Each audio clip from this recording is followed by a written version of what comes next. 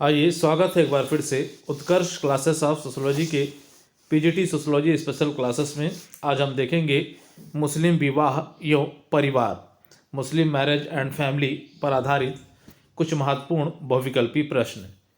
यह बहुविकल्पी प्रश्न न केवल पीजीटी के लिए महत्वपूर्ण है बल्कि BA, MA, net, JRF, JIC, GDC, UPSC एवं अन्य प्रतियोगी परीक्षाओं के लिए भी महत्वपूर्ण साबित हो सकते हैं।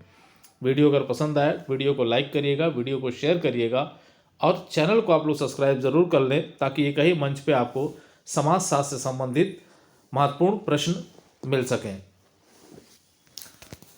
तो आइए शुरुआत करते हैं Utkarsh classes of sociology by Umesh sir.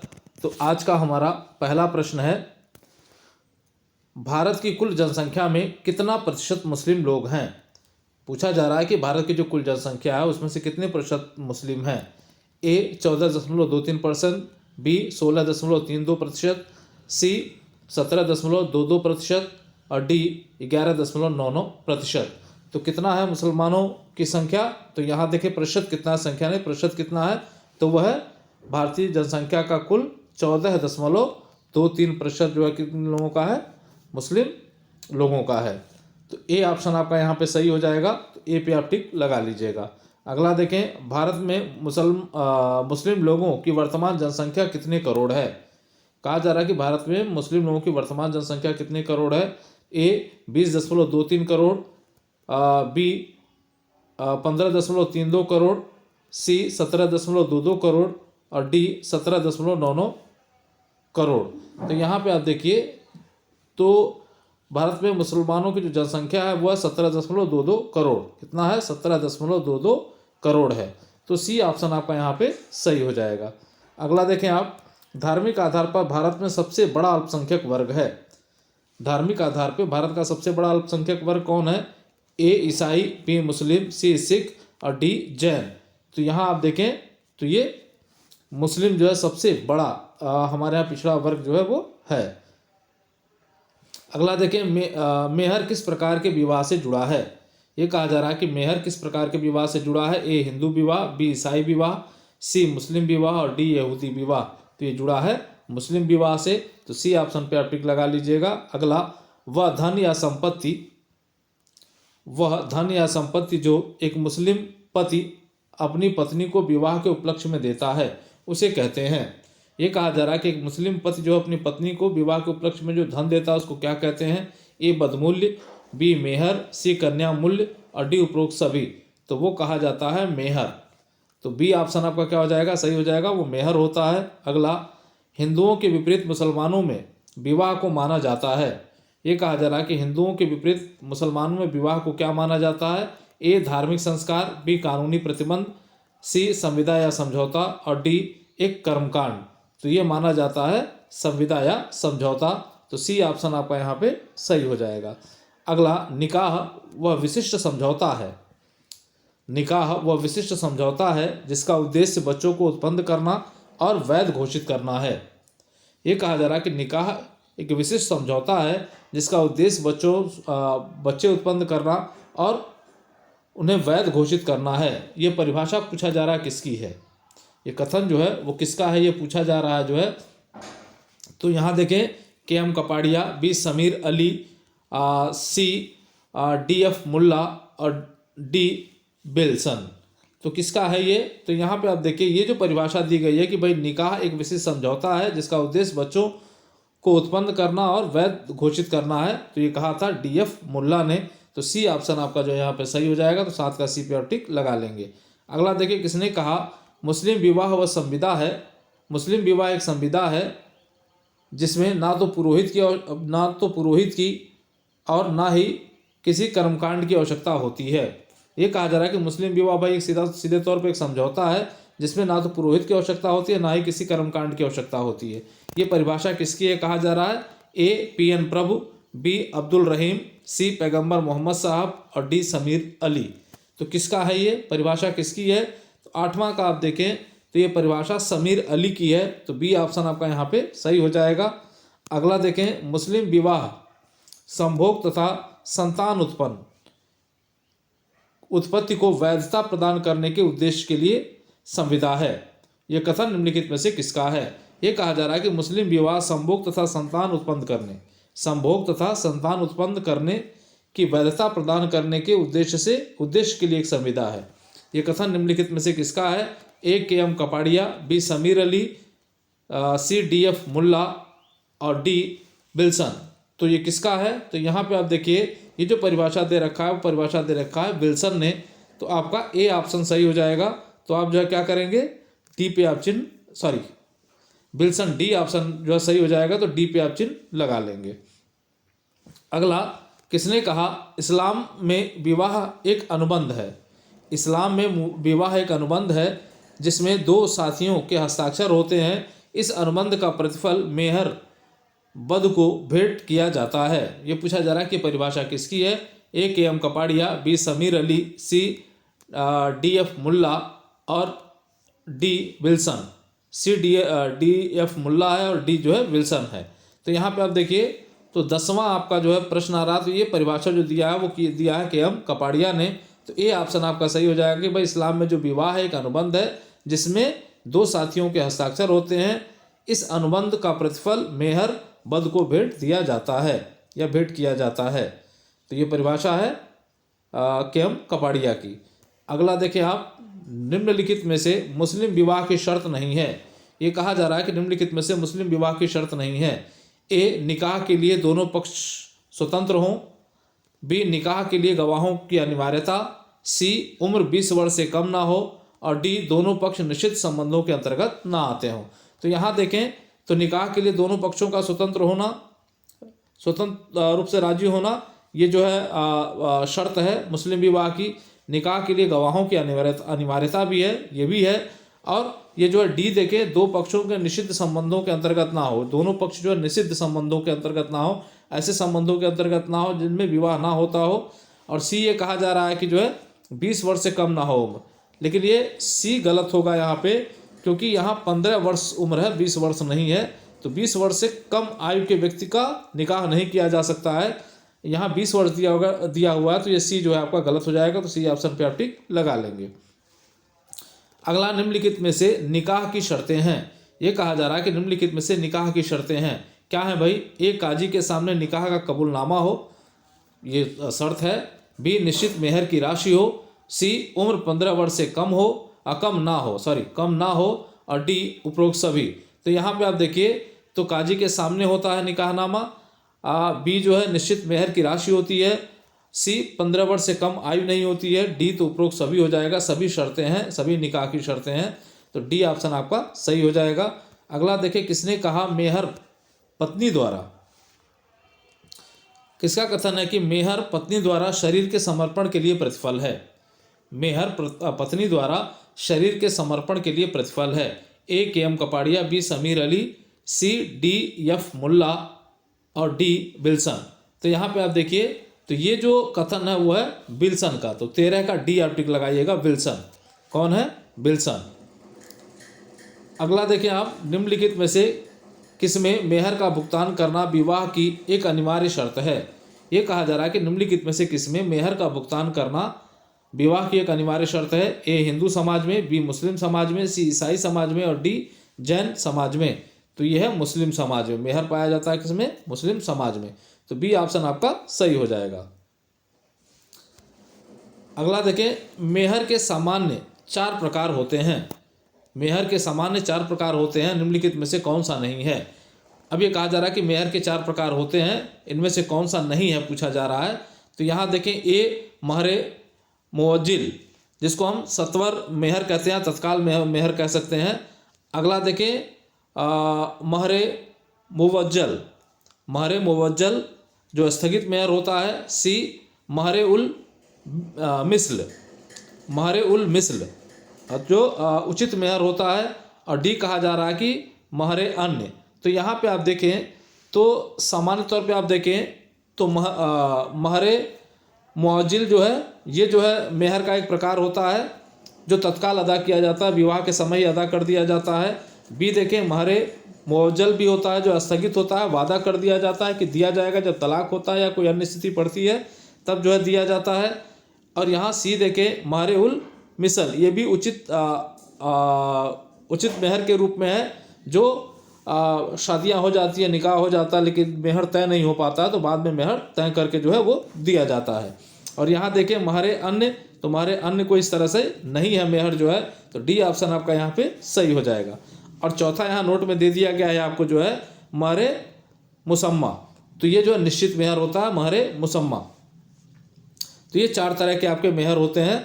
अगला प्रश्न आप देखें, मेहर का भुगतान किसके द्वारा किसे किया जाता है? मेहर का भुगतान किसके द्वारा किसे किया जाता है या किसको किया जाता है? ए वधू के माता पिता द्वारा वर के माता पिता को, बी वर के माता पिता द्वारा वधू के माता पिता को, सी पति द्वारा पत्नी को, और डी पत्नी द्वारा पति को। तो ये पति द्वारा पत्नी को दिया जाता है, तो सी ऑप्शन आपका सही हो जाएगा, पति द्वारा पत्नी को दिया जाता है मेहर विवाह के उपलक्ष्य में। अगला देखें, निर्धारित मेहर स्वयं उस कन्या को प्राप्त होता है जिसका विवाह होता है, जबकि बदमूल्य प्राप्त होता है। अब ये कहा जा रहा है कि जो निकाह की जो धनराशि होती है, जो मेहर होता है, वो सीधे कन्या को प्राप्त होता है जिसका विवाह होता है, जबकि बदमूल्य के बारे में बात किया जा रहा है कि बदमूल्य क्या होता है, ये क्या होता है। तो यहाँ देखिए, एक कन्या के माता पिता को प्राप्त होता है, बी कन्या के सास ससुर को प्राप्त होता है, साख हो गया, सास लिखिएगा, सास ससुर को प्राप्त होता है, सी कन्या के पति को प्राप्त होता है, और डी कन्या के भाई बहनों को प्राप्त होता है। तो जो बदमूल्य होता है वो कन्या के माता पिता को प्राप्त होता है, तो ए ऑप्शन आपका सही हो जाएगा। अगला देखें, मुसलमानों में विवाह से पहले पति द्वारा पत्नी को मेहर की राशि भुगतान करना अनिवार्य है, ये कथन है। ये कहा जा रहा है कि मुसलमानों में विवाह से पहले ही पति द्वारा क्या करना है, मेहर की राशि का भुगतान करना क्या अनिवार्य होता है? क्या ये कथन सही है? ए सत्य, बी असत्य, सी आंशिक रूप से सत्य, और डी विवादित। तो ये असत्य है, क्योंकि विवाह के समय भी दे सकता है, विवाह के समय देगा, या तो विवाह के बाद भी दे सकता है वो, तो इसका मतलब कि अनिवार्यता नहीं है कि वो पहले ही दे दे, तो असत्य हो जाएगा ये। अगला देखें, मुस्लिम विवाह के 4 स्वरूप हैं। मुस्लिम विवाह के 4 स्वरूप हैं, निम्नलिखित में से कौन सा नहीं है? अब यहाँ देखें, निकाह है, मुताह है, सी फासिद है, और डी अहसन है। तो यहाँ देखें, तो निकाह जो है विवाह होता है उनका जो है, मुताह भी विवाह का प्रकार है, फासिद भी विवाह का प्रकार है, और यहाँ याद आ रहा है बातिल, ये भी विवाह का प्रकार है, लेकिन अहसन जो है वो तलाक का प्रकार के अंतर्गत आता है। तो इस वजह से डी ऑप्शन आपका यहाँ पे सही हो जाएगा। अगला, निम्नलिखित में से मुस्लिम समुदाय में पाया जाने वाला अस्थायी विवाह है। निम्नलिखित में से मुस्लिम समुदाय में पाया जाने वाला अस्थायी विवाह है। ए मुताह, बी बातिल, सी फासिद, और डी निकाह। तो कौन सा है? तो ये मुताह विवाह जो है वो अस्थायी विवाह माना जाता है। कुछ समय के लिए विवाह जो है वो होता है, और समय पूरा होने के बाद अपने आप वो विवाह जो है क्या हो जाता है, समाप्त हो जाता है। तो 20 का ए पे लगा लेंगे आप। अगला, पैगंबर मोहम्मद साहब ने किस विवाह को वेश्यावृत्ति का बहन कहा है? पैगंबर साहब ने किस विवाह को जो है वेश्यावृत्ति की बहन कहा है? ए निकाह को, बी बातिल को, सी मुताह को, और डी फासिद को। किसको कहा गया है? तो यहाँ आप देखें, सी मुताह विवाह को जो है पैगंबर साहब ने क्या कहा है, वेश्यावृत्ति की बहन कहा है। तो सी ऑप्शन आपका यहाँ पे सही हो जाएगा। अगला, मुसलमानों में मुताह विवाह का एक विशेष रूप है। मुसलमानों में मुताह विवाह का एक विशेष रूप है जो प्रचलित है। कहाँ प्रचलित है? ए सुन्नी मुसलमानों में, बी अशरफ मुसलमानों में, सी शिया मुसलमानों में, और डी उपरोक्त सभी में। तो ये प्रचलित है कहाँ पे? तो यहाँ देखें, शिया मुसलमानों में जो मुताह विवाह है वो किस में प्रचलित है? तो शिया मुसलमानों में प्रचलित है। तो सी ऑप्शन आपका सही हो जाएगा। अगला देखें, निम्नलिखित में से मुस्लिम समुदाय में पाया जाने वाला अवैध विवाह है। ये कहा जा रहा है कि निम्नलिखित में से मुस्लिम समुदाय में पाया जाने वाला अवैध विवाह है। ए मुताह विवाह, बी बातिल विवाह, सी फासिद विवाह, और डी निकाह। तो ये जो बातिल होता है ये जो है अमान्य विवाह कहा जाएगा, अवैध विवाह कहा जाएगा। ऐसे लोगों के बीच विवाह होता है जिनके बीच विवाहिक मान्यता नहीं होती या जीवन साथी चुनने की मान्यता नहीं होती। अगर ऐसे लोगों में विवाह होता है तो उसको कहा जाता है बातिल। क्या कहा जाता है? बातिल कहा जाता है। तो बी ऑप्शन आपका सही हो जाएगा। अगला, किसी व्यक्ति द्वारा शरीयत की अनदेखी करते हुए अन्य धर्मावलंबियों से विवाह करता है तो उसे उस विवाह को कहते हैं। ये कहा जा रहा है कि एक व्यक्ति द्वारा शरीयत की अनदेखी करते हुए क्या करता है, अन्य धर्मावलंबियों से विवाह करता है तो उसे विवाह को क्या कहते हैं। अब यहाँ ऑप्शन दिया जा रहा है, ए निकाह, बी मुताह, सी फासिद और डी बातिल। तो कौन सा विवाह हो जाएगा, तो 24 का आपका जो उत्तर सही होगा वो डी उत्तर सही हो जाएगा, बातिल। दूसरे धर्म को मानने वाले व्यक्तियों से अगर विवाह करता है तो वो जो है बातिल विवाह के अंतर्गत आता है। अगला देखें, मुस्लिम समाज में यदि किसी नाबालिग लड़के या लड़की ने अपने संरक्षक की इजाज़त के बिना विवाह कर लिया है तो ऐसे विवाह को कहा जाता है। मुस्लिम समाज में यदि कोई नाबालिग लड़के या लड़की ने अपने संरक्षक की इजाज़त के बिना विवाह कर लिया है तो ऐसे विवाह को क्या कहा जाता है, क्या निकाह कहा जाएगा, बी मुताह कहा जाएगा, सी फासिद कहा जाएगा और डी बातिल कहा जाएगा। तो क्या कहा जाएगा, तो 25 का आपका जो है उत्तर सही होगा, सी फासिद विवाह कहा जाएगा उसको, फासिद विवाह। अगला देखें, निम्नलिखित में से मुस्लिम समाज में इद्दत से क्या तात्पर्य है। ये कहा जा रहा है कि निम्नलिखित में से मुस्लिम समाज में इद्दत से क्या तात्पर्य है। ए 2-3 तुहरों की अवधि, बी 3-4 तुहरों की अवधि, सी 3-5 तुहरों की अवधि या डी कम से कम 1 तुहर की अवधि। अब ये कहा जा रहा है कि भाई इद्दत काल या इद्दत क्या है, तो यहाँ कहा जा रहा है कि 2 से 3 तुहरों की अवधि होती है, बी कहा जा रहा है 3 से 4 तुहरों की अवधि होती है। तो यहाँ आप देखें तो बी ऑप्शन सही है, जो इद्दत काल होता है वो 3 से 4 तुहरों की अवधि के रूप में है। क्या यूँ कह लें कि 3 से 4 मासिक धर्म के बीच के समय को जो है इद्दत काल जो है वो कहा जाता है। तो बी ऑप्शन जो है आपका सही हो जाएगा यहाँ पे। अगला देखें, तलाक की दशा में इद्दत की अवधि होती है। यदि तलाक होता है तो तलाक की स्थिति में इद्दत की अवधि क्या होती है, ए 3 माह से 12 महीने, 3 माह 12 दिन, बी 4 माह 10 दिन, सी 3 माह 15 दिन और डी 3 माह 10 दिन। तो कितने दिन का होता है, तो अभी आपने देखा जो है 3 से 4 तोरों के बीच का समय होता है। तो यहाँ पे देखिए आप तो 3 माह 10 दिन, तो डी ऑप्शन आपका यहाँ पे सही हो जाएगा, 3 माह 10 दिन। तो 27 का किस पे लगाएंगे आप, डी पे लगाएंगे, 3 माह 10 दिन। अगला देखें, तलाकशुदा स्त्री द्वारा पुनर्विवाह करने के इद्दत की अवधि होती है। अब यहाँ क्यों तत्काल ये पूछा गया कि भाई जो तत्काल इस तलाकशुदा स्त्री द्वारा पुनर्विवाह करने की इद्दत की अवधि क्या होती है। अभी हमने देखा 3 महीना 10 दिन है तलाक के बाद, लेकिन महिला के लिए इद्दत काल निर्धारित किया गया पुनर्विवाह के लिए, वो निर्धारित किया गया है 4 माह 10 दिन। तो यहाँ देखें 4 माह 10 दिन कहाँ दिया गया है, तो वो बी पे दिया गया है, 4 माह 10 दिन। तो बी ऑप्शन आपका 28 का सही हो जाएगा। अगला देखें, मुस्लिम समुदाय में निम्नलिखित में से मौखिक अलिखित तलाक का प्रकार नहीं है। अब यहाँ देखिए, मुस्लिम विवाह में जो तलाक है वो अलिखित या मौखिक रूप से तलाक दे दिया जाता है। ये कहा जा रहा है कौन सा तलाक ऐसा है जो मौखिक तलाक नहीं कहा जाएगा। ए तलाक़े अहसन, बी तलाकुल तफबीज, सी तलाकुल विद्दत और डी तलाक ए हसन। तो यहाँ पे आप देखिए तो तलाक ए हसन, तलाक ए अहसन और तलाक उल विद्दत, ये जो है तलाक के स्वरूप हैं। ये तलाक उल तफबीज जो है ये स्वरूप नहीं है। तो बी ऑप्शन आपका यहाँ पे सही हो जाएगा। अगला देखें, एक ही समय में 3 बार तलाक शब्द का उच्चारण किस तरह का उदाहरण है, या किस तलाक का उदाहरण है कह सकते हैं। एक ही समय में 3 बार तलाक शब्द का उच्चारण किस तरह का उदाहरण है, या किस तरह के तलाक का उदाहरण है कर लें। ए तलाक़े अहसन, बी तलाकुल तफबीज, सी तलाकुल विद्दत और डी तलाक ए हसन। अब यहाँ आप देखें तो ये पूछा जा रहा है कि कौन सा उत्तर सही है, तो ये तलाकुल विद्दत का उदाहरण है कि 3 बार जो तलाक कहने के बाद तलाक हो जाता है, तो तलाकुल विद्दत का ये उदाहरण है। तो सी ऑप्शन आपका यहाँ पे सही हो जाएगा।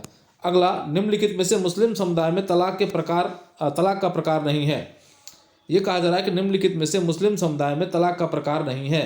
ए इला, बी खुला, सी मुबारत और डी बंद। तो यहाँ पे आप देखिए इला तलाक होता है, खुला तलाक होता है, मुबारक तलाक होता है, बंद तलाक नहीं होता है।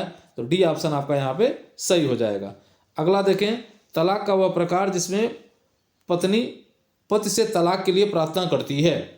तलाक का वह प्रकार जिसमें पत्नी क्या करती है, पति से तलाक के लिए प्रार्थना करती है। तो ई इला, बी खुला, सी मुबारक और डी जिहर। तो कौन सा तलाक होगा ये, तो यहाँ पे आप देखिए तो ये तलाक होगा खुला तलाक। अगर पत्नी अप्रोच कर रही है, पति से निवेदन कर रही है तलाक के लिए, तो खुला तलाक के अंतर्गत आता है। तो बी ऑप्शन आपका जो है यहाँ पे सही हो जाएगा। अगला, तलाक का वह प्रकार जिसमें पति पत्नी आपसी राजाबंदी से अलग होते हैं। ये कहा जा रहा, तलाक का वह प्रकार जिसमें पति पत्नी आपसी राजामंदी से अलग होते हैं। ए इला, बी खुला, सी मुबारक और डी जिहर। तो यहाँ पे आप देखिए ये जो तलाक होगा वो मुबारक तलाक होगा, मुबारक। तो सी ऑप्शन आपका सही हो जाएगा। अगला, सिया कानून के अनुसार तलाक के लिए कितने गवाहों की उपस्थिति अनिवार्य है। सिया कानून के अनुसार तलाक के लिए कितने गवाहों की उपस्थिति अनिवार्य है। ए 2, बी 1, सी 3 और डी गवाह की आवश्यकता नहीं है। तो यहाँ देखें तो ए ऑप्शन आपका 34 का सही हो जाएगा। 2 गवाहों की जरूरत है, सिया कानून के अनुसार 2 गवाहों की जरूरत है तलाक के लिए। तो ए ऑप्शन आपका यहाँ पे सही हो जाएगा। अगला देखें, सुन्नी कानून के अनुसार तलाक के लिए कितने गवाहों की उपस्थिति अनिवार्य है। सुन्नी कानून के अनुसार तलाक के लिए कितने गवाहों की उपस्थिति अनिवार्य है। ए 2, बी 1, सी 3 और डी गवाह की आवश्यकता नहीं है। तो यहाँ देखें सुन्नी कानून के अनुसार गवाह की आवश्यकता नहीं है तलाक के लिए। तो डी ऑप्शन आपका क्या हो जाएगा, यहाँ सही हो जाएगा। अगला देखें, मुस्लिम विवाह विच्छेद अधिनियम कब पारित हुआ। ये कहा जा रहा है कि मुस्लिम विवाह विच्छेद अधिनियम कब पारित हुआ। ए वर्ष 1940 में, बी वर्ष 1939 में, सी वर्ष 1938 में और डी वर्ष 1937 में। तो ये हुआ जो है वर्ष 1939 में। तो 36 का आपका क्या सही हो जाएगा, बी। मुस्लिम विवाह विच्छेद अधिनियम पारित हुआ था सन 1939 में। तो ये आपका सही हो गया, बी ऑप्शन। अगला देखें, मुस्लिम महिला तलाक के अधिकार का संरक्षण अधिनियम कब पारित किया गया। मुस्लिम महिला तलाक के अधिकार का संरक्षण अधिनियम कब पारित किया गया। ए वर्ष 1987, बी वर्ष 1993, सी वर्ष 1986 और डी वर्ष 2000। तो कब पारित किया गया ये, तो ये पारित किया गया था 1986 में और 1986 दिया गया है आपका सी ऑप्शन पे। तो सी को आप टिक लगा लेंगे। तो ये जो है 37 का आपका सी उत्तर सही हो गया। अगला देखें, मुस्लिम परिवार की विशेषता नहीं है। ये कहा जा रहा है कि मुस्लिम परिवार की विशेषता नहीं है। ए संयुक्त एवं विस्तृत परिवार, बी एक विवाही परिवार, सी पितृसत्तात्मक व्यवस्था और डी संस्कारों की प्रधानता। तो यहाँ देखें संयुक्त या विस्तृत परिवार पाए जाते हैं, ये परिवार की विशेषता है मुस्लिम के। पितृसत्तात्मक व्यवस्था होती है, ये भी विशेषता है मुस्लिम परिवार की। संस्कारों की प्रधानता होती है, ये भी विशेषता है। लेकिन एक विवाही विशेषता नहीं है, क्योंकि मुसलमानों में जो बहुविवाही के रूप में परिवार पाए जाते हैं। तो बी ऑप्शन जो है यहाँ पे सही हो जाएगा। अगला देखें, सच्चर कमेटी को मुस्लिम अल्पसंख्यक समुदाय से संबंधित किन विषयों के अध्ययन का कार्य सौंपा गया था। ये कहा जा रहा है कि सच्चर कमेटी बनाई गई थी किसके लिए, तो मुस्लिम अल्पसंख्यकों के लिए। तो उनके किस विषय के अध्ययन के लिए ये कमेटी बनाई गई थी। ए आर्थिक स्तर के अध्ययन के लिए, बी सामाजिक स्तर के अध्ययन के लिए, सी शैक्षणिक स्तर के अध्ययन के लिए और डी उपरोक्त सभी के लिए। तो यहाँ देखें उपरोक्त सभी के अध्ययन के लिए बनाया गया था कि जो अल्पसंख्यक हैं उनके आर्थिक स्तर को देखा जाए, सामाजिक को, शैक्षणिक को। तो ये हो जाएगा उपरोक्त सभी। तो ये डी ऑप्शन पे आप टिक लगा लीजिएगा। अगला, राजेंद्र सच्चर की अध्यक्षता में सच्चर कमेटी का गठन कब किया गया था। ए वर्ष 2008 में, बी वर्ष 2007 में, सी वर्ष 2005 में और डी वर्ष 2006 में। तो कब किया गया था ये, तो ये किया गया था वर्ष 2005 में। तो सी ऑप्शन आप टिक लगा लेंगे यहाँ। अगला देखिए, राष्ट्रीय अल्पसंख्यक आयोग को वैधानिक या संवैधानिक दर्जा कब प्राप्त हुआ। राष्ट्रीय अल्पसंख्यक आयोग को संवैधानिक दर्जा कब प्राप्त हुआ। ए वर्ष 2004 में, बी वर्ष 2002 में, सी वर्ष 2009 में और डी वर्ष 2003 में। तो ये संवैधानिक दर्जा प्राप्त हुआ वर्ष 2004 में। तो ये लिख लेंगे आप जो है। अगला, राष्ट्रीय अल्पसंख्यक आयोग का गठन कब किया गया। राष्ट्रीय अल्पसंख्यक आयोग का गठन कब किया गया। ए वर्ष 1992, बी वर्ष 1996, सी वर्ष 1990 और डी वर्ष 1993। तो ये किया गया डी वर्ष 1993 में राष्ट्रीय अल्पसंख्यक आयोग का गठन जो है वो किया गया था। तो डी ऑप्शन आपका सही हो जाएगा 42वें का। अगला, एक मुस्लिम पुरुष किसी भी किताबिया स्त्री से विवाह कर सकता है।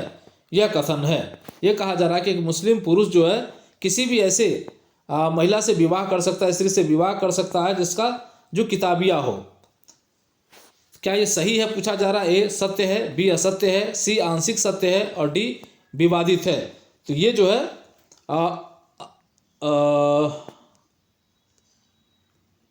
सत्य है। ये कथन क्या है? सत्य है। किसी भी किताबिया से वो विवाह कर सकता है बशर्ते वो मूर्ति पूजक ना हो। अगला देखें, मुस्लिम सामाजिक कानून के अनुसार एक मुस्लिम पुरुष मूर्ति पूजक की स्त्री को छोड़कर किसी भी दूसरे धर्म को मानने वाली ऐसी स्त्री से विवाह कर सकता है जो हो। कहा जा रहा है कि जो मुस्लिम सामाजिक कानून के अनुसार जो है एक मुस्लिम पुरुष जो है मूर्ति पूजक स्त्री को छोड़कर, मूर्ति पूजा करने वाली स्त्री को छोड़कर किसी भी दूसरे धर्म के मानने वाली स्त्री से विवाह कर सकता है जो हो। क्या हो भाई? ए किताबिया हो, बी काफिर हो, सी लियान हो और डी खुदाए गैर हो। तो यहाँ पे आप देखिए जो किताबिया हो, जो किताबिया हो उससे जो है विवाह कर सकता है। अगला देखें आप, मुस्लिम सामाजिक कानून के अनुसार, मुस्लिम सामाजिक कानून के अनुसार एक मुस्लिम पुरुष एक समय में कितनी पत्नियां रख सकता है? ए 3, बी 2, सी 4 और डी असीमित। तो वह रख सकता है एक समय में 4 पत्नियों को। तो सी ऑप्शन आपका यहाँ पे सही हो जाएगा। अगला, भारत में 3 तलाक को कब असंवैधानिक घोषित कर दिया गया? ये कहा जा रहा है कि भारत में 3 तलाक को कब असंवैधानिक घोषित कर दिया गया। ए 22 अगस्त 2017, बी 22 अगस्त 2018, सी 22 अक्टूबर 2017 और डी 22 जनवरी 2018। तो ये अवैध घोषित कर दिया गया कब? 22 अगस्त 2017 को। तो ए ऑप्शन आपका यहाँ सही हो जाएगा। बहुत ही महत्वपूर्ण है, ये पूछा जा सकता है। अगला, मुस्लिम महिला विवाह अधिकार संरक्षण अधिनियम कब पारित हुआ? यह भी महत्वपूर्ण है, पूछा जा सकता है कि मुस्लिम महिला विवाह अधिकार संरक्षण अधिनियम कब पारित हुआ? ए वर्ष 2017 में, बी वर्ष 2018 में, सी वर्ष 2019 में और डी वर्ष 2020 में। तो कब हुआ था? तो ये पारित हुआ जो वर्ष 2019 में। तो सी ऑप्शन है सही, इसका सही है। टिक लगा लीजिएगा और इसको महत्वपूर्ण है, याद रखिएगा। अगला देखें, निम्नलिखित में से कौन सा मुसलमानों में तलाक का एक सामाजिक तरीका ना होकर वास्तव में न्यायिक तरीका है, जिसके अंतर्गत कोई स्त्री न्यायालय में प्रार्थना पत्र देकर विवाह विच्छेद कर सकती है। ये कहा जा रहा है कि तलाक का एक ऐसा प्रकार जिसे वो सामाजिक तरीका नहीं माना जाता बल्कि वो कानूनी तरीका माना जाता है, न्यायिक तरीका माना जाता है, जिसके अंतर्गत कोई भी स्त्री क्या करती है? न्यायालय में जाकर जो है प्रार्थना पत्र देकर विवाह विच्छेद कर सकती है, तलाक ले सकती है। ए जिहर, बी मुबारक, सी फासिद और डी निकाह। तो ये है जिहर। क्या है? जिहर है। तो ए पे आप टिक लगा लेंगे। अगला देखें, marriage and family in India पुस्तक के लेखक हैं। Marriage and family in India पुस्तक के लेखक कौन है? ए के.एम. कपाड़िया, बी मजुमदार, सी इरावती कर्वे और डी घुरिए। तो कौन है भाई marriage and family in India पुस्तक के लेखक? बहुत ही महत्वपूर्ण पुस्तक है, ए के.एम. कपाड़िया। तो 49 का आप क्या करेंगे? के.एम. कपाड़िया पे लगा लेंगे, ए पे।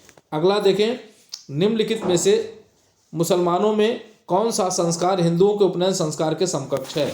ये कहा जा रहा है कि निम्नलिखित में से मुसलमानों का वो कौन सा संस्कार है जो हिंदुओं के उपनयन संस्कार के समकक्ष है? ए चिल्ला, बी सातवां, सी खतना और डी अकीका। तो ये है खतना। सी ऑप्शन आपका यहाँ पे सही हो जाएगा। अगला देखें आप, तो यहाँ आगे आपको जो है उन प्रश्नों के उत्तर दे रखे गए हैं। उम्मीद करते हैं वीडियो आपको पसंद आएगा, आपके लिए उपयोगी साबित होगा। वीडियो अगर पसंद आए, उपयोगी हो तो वीडियो को लाइक कर लीजिएगा और चैनल को आप लोग सब्सक्राइब ज़रूर कर लें। जय हिंद, जय भारत।